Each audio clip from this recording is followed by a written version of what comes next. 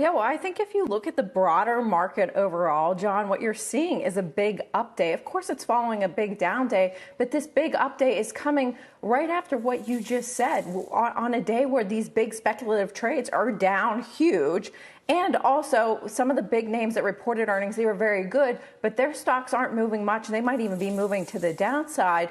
But the market overall is still up. So I think what that's telling us is that the rotation that we started to see at the end of last year and this year into more value-oriented or cyclical stocks is definitely working out still.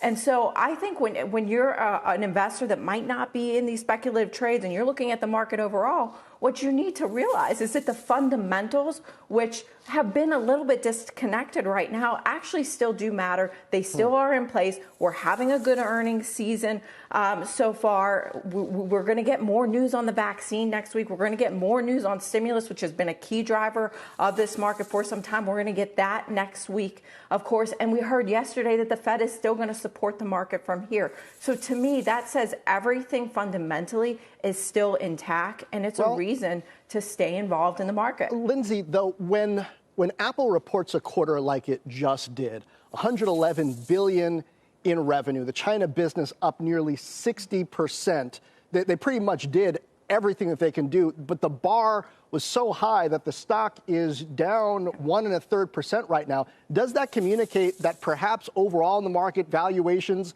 have gotten out of whack and maybe investors should consider that alongside these positive earnings? Well, I think you're pulling out one of the largest stocks within the S&P 500, within one of the most scrutinized sectors over the last several months, the technology sector, which has been scrutinized for its high valuations that it achieved over the course of the recovery from the pandemic into the end of last year.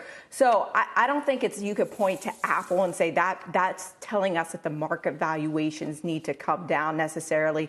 Yes, the expectations were extremely high for that stock going into earnings. Just think about it. The stock was up almost 80% going into the reporting period. You saw estimates move higher into the report, and they had a blowout quarter for sure. And, you know, some investors might be surprised that the stock's not up today on that news, but I think it's investors really digesting, taking a breath here and really assessing where there might be additional value in the marketplace. Shepard Smith here. Thanks for watching CNBC on YouTube.